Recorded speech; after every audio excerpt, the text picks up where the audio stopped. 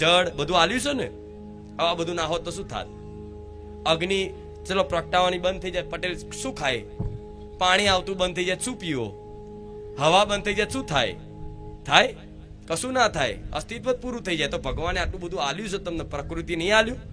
પાણી આલ્યું છે, હવા આલી છે, મફતમાં જ આવે હવા. જોજો, આ એસી ની ભલે હવા આવતી, તમારા ઘેરે એસી પંખો હશે, તમને એવું લાગતું પંખો મારી હવા હાલે છે, ભગવાન થોડી હાલે. તો પંખામાં જે લાઈટ આવે છે વીજળી, એ વીજળી તમારા બાપા લાવે છે? વૈજ્ઞાનિકો એમના બાપ દાદાની પેઢીઓમાંથી લઈને આવે છે? ના, એ વીજળી ક્યાંથી પેદા કરે છે?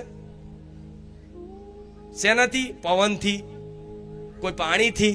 પવન ચક્કીઓ હોય છે ને મોટી મોટી, એ પવન ચક્કીઓથી વીજળી પેદા થાય, અને વીજળી બધી ઘેર ઘેર સુધી પહોંચાડે છે.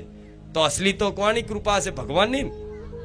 પાણી તમારી સુધી નળમાં ચકલી આવતી હોય, પાણી તે ચકલી કદાચ નાખ્યાલી હોય કોઈ કારીગરે, બરોબર, સુવિધા કરી આપી તમને, પણ પાણી તો ભગવાને આલ્યું છે ને તમને. તો આ બધી વસ્તુ ભગવાને એમને ફ્રીમાં આલી. તમે ભગવાનને શું આલો છો? કહો હેડો. તમને બધું આલ્યું, આટલું બધું તમે ભગવાનને શું આપ્યું? કહો મને હેડો, શું આપ્યું? કોઈ એવું હાથ તો ઊંચો કરો મારી, અમે ભગવાનને અમે આ વસ્તુ આપી.